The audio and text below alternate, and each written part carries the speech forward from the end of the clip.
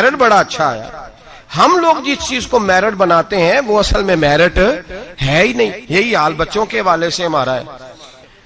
بچی کا جب رشتہ دیکھنے جاتے ہیں تو سب سے پہلا سوال ہم کیا کرتے ہیں بچے کے بارے میں؟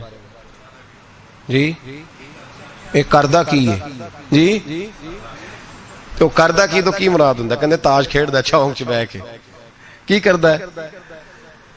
کیا کرتا ہے؟ یہ لوٹ مار کرتا ہے, پیسے کماتا ہے. کتنے بے شمار کمائی ہے اس کی. بھئی بتاؤ تو صحیح, کرتا کیا سے مراد صرف پیسے کمانا ہی ہے یار؟ یہ تو لوگ چوری کر کے بھی کما لیتے ہیں. پیسے کمانا تو اتنا بڑا مسئلہ ہی نہیں رہا. جتنا بڑا دھوکے باز ہو اتنا بڑا مالدار ہوتا ہے اس زمانے میں. کرتا کیا ہے پہلا سوال. اس کا ترجمہ کیا ہے ہماری زبان میں کہ پیسے کتنے کماتا ہے؟ بڑی اچھی سیلری ہے جی بچے کی. بچے کا اخلاق بھی پوچھو, اخلاق بھی پوچھو. ایک خاتون میرے پاس آئی تعویذ لینے, تو ضد کرنے لگی, گھر والوں سے کہنے لگی نہیں میرے ساتھ کوئی ہے تو نہیں, پر ان سے کہیں میری 2 منٹ میری داستان تو سن لے. تو میں نے کہا بہن بتاؤ بات کیا ہے, اتنی رونے دھونے کی کیا بات ہے؟ اس نے کہا کہ مال دیکھ کے شادی کر دی میرے ابے نے, مال بڑا ہے, پر میں ایک دن بھی اپنے خاوند سے عزت نہیں کرا سکی, اس لیے کہ وہ شراب کے نشے میں دھوت گھر آتا ہے ایک دن بھی.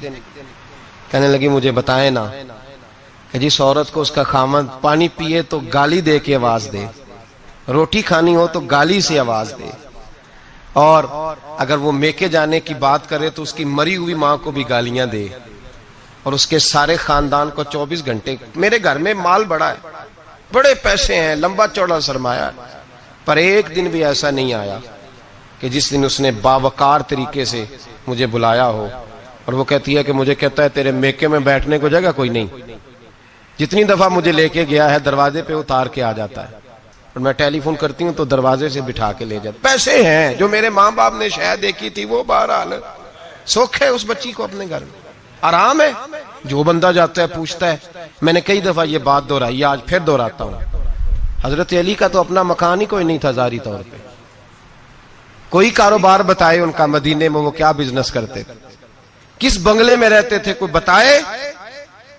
حضرت ابو بکر صدیق رضی اللہ تعالیٰ عنہ نے کہا حضور فاطمہ کے لیے رشتہ. جناب عمر نے کہا فاطمہ کے لیے رشتہ. حضرت عثمان غنی جیسے مالدار نے کہا. حضور نے فرمایا میں رب کے فیصلے کا منتظر ہوں. فیصلہ آیا تو قرہ مولا علی شیر خدا کے نام نکلا, حضرت علی کے نام قرہ نکلا.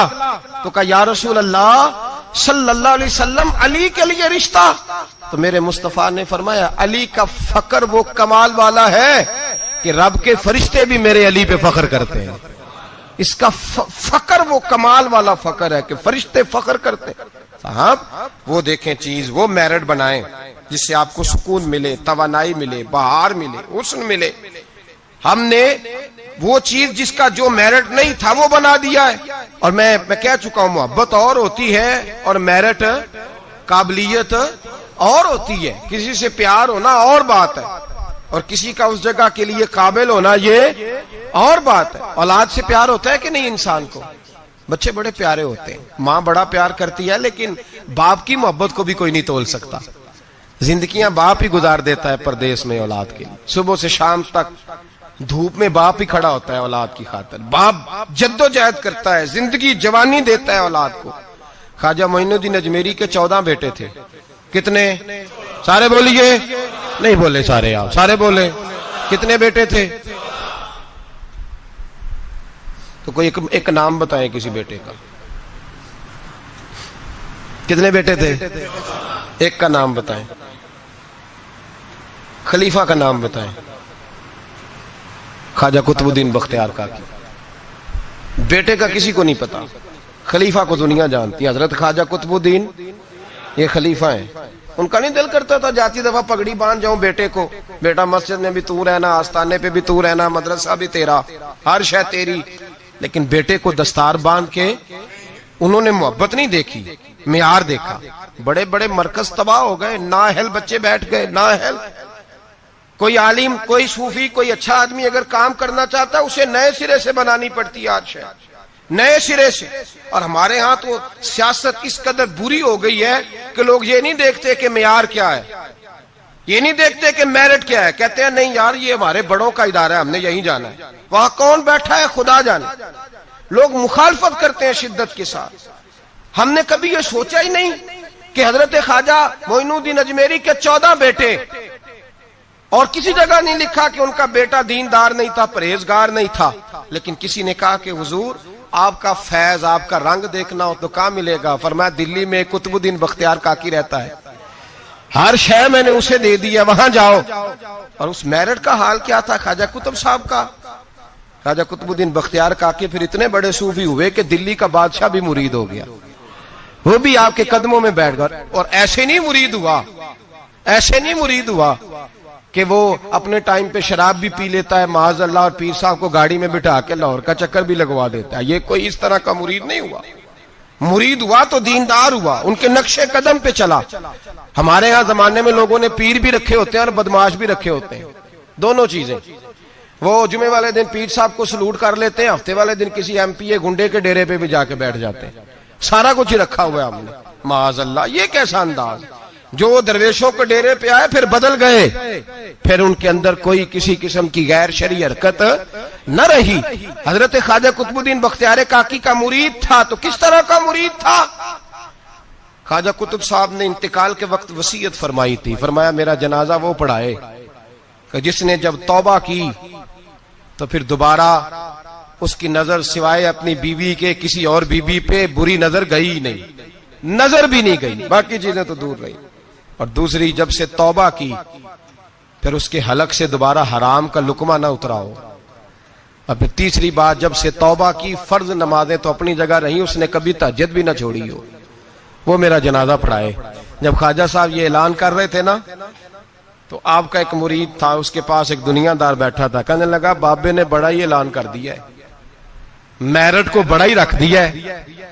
چلو ٹھیک ہے، بات ان کی صحیح ہے، درویش ہے، پر اتنا بڑا میرٹ ہی رکھ دیا۔ تو وہ درویش نے اس دنیا دار کا ہاتھ پکڑ کے جھنجھوڑا، فرمایا چپ کر، میرا پیر جو بات کرتا ہے سوچ سمجھ کے کرتا ہے، اگر انہوں نے یہ بات کیا تو انہوں نے ایسا بندہ کوئی تیار بھی کیا ہوگا انشاءاللہ، اگر کہہ رہے ہیں تو ان کی تیاری بھی انشاءاللہ ان کی تیاری بھی ہوگی، انہوں نے تیار بھی کیا ہوگا، ایسا فرد نکلے گا۔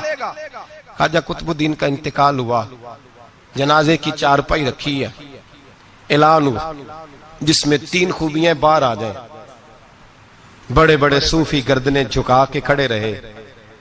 5ویں سب سے دلی کا بادشاہ نکل کے آیا، باہر نکلا، ہانپتا کامتا روتا، کہنے لگا اگر میرے شیخ کا اعلان نہ ہوتا تو میں اپنا اب ظاہر نہ کرتا۔ مسلمانوں، جس کا میں جنازہ پڑھانے آیا ہوں اس نے اتنا رنگ میرے اندر بھرا ہے، اتنا رنگ بھرا ہے کہ جب سے توبہ کی ہے پھر غیر محرم کا کبھی دماغ میں خیال بھی نہیں آیا، اور جب سے توبہ کی ہے پھر بادشاہ نے کھجور کی چھال کی ٹوپیاں بنا بنا کے بیچی ہے، ان ٹوپیوں کی روٹی کھائی ہے، انہی کا کپڑا پہنا ہے، کبھی مال خزانہ کا ایک لقمہ گھر میں داخل نہیں ہونے دیا۔ اور فرمایا اگر میرے شیخ نے اعلان کیا ہے تو بتا رہا ہوں کہ پہلے دن جب میں قطب الدین کے ہاتھ میں ہاتھ دینے آیا تھا تو تہجد کا وعدہ لیا تھا، 30 سال گزر گئے، جب تہجد کا وقت آتا ہے تو عرش کا مالک مجھے خود ہی بیداری عطا فرما دیتا ہے، اور میں نے چھوڑی نہیں۔ بھائی میرٹ بنایا ان لوگوں نے اہل لوگوں تک باتیں پہنچائی، حال ہی کوئی نہیں، یا حشر ہی کوئی نہیں، جو جس کے من میں آتا ہے وہ کرتا جاتا ہے۔ حضرت سیدنا خواجہ قطب الدین بختیار کاکی کی بھی اولاد تھی، لوگوں نے پوچھا حضور آپ کے بعد کدھر جائیں؟ فرمایا پاک پتن میں فرید الدین کو بٹھا دیا ہے میں نے، وہاں بٹھا دیا ہے، یہاں تو نسل در نسل سجادگی چلی آ رہی، ایک کے بعد دوسرا، دوسرے کے بعد تیسرا، تیسرے کے بعد چوتھا، صاحبزادے ہی صاحبزادے، باقی بار کچھ ہے ہی نہیں۔ کہا میں نے بٹھا دیا ہے فرید الدین مسعود گنج شکر کو۔ بابا فرید کے بچے بڑے زبردست لوگ ہوئے، حضرت موج دریا ایک بڑے کمال صوفی تھے، لیکن اگر کوئی آ کے بابا فرید صاحب سے پوچھتا کہ حضور آپ کے بعد دیکھنا ہو تو کسے دیکھیں، تو فرمایا دلی میں نظام الدین محبوب الہی بیٹھا رہتا ہے، اس کے پاس جانا۔ ان لوگوں نے یہ نہیں دیکھا کہ اولاد سے پیار ہے تو اب جو جہاں بیٹھنے کا اہل نہیں اسے بٹھا دیا جائے۔ حضرت ابو بکر صدیق رضی اللہ تعالیٰ عنہ کے صاحبزادے سارے صحابی ہیں، مجاہد ہیں، نبی پاک کے دین کے غازی ہیں، لیکن حضرت ابو بکر جاتی دفعہ بیٹا نہیں بٹھا کے گئے، کس کو بٹھایا؟ نام لیں آپ کو ثواب ہوگا۔ ان کا بھی نام لینا سیکھ جائیں. چلے اللہ خیر کرے گا. اللہ کرے ان کے نام لینے سے نا حضرت عمر کے نام سے تو حرارت پیدا ہوتی ہے روح میں. دوسرا حضرت ابو بکر کس کو بنا گئے؟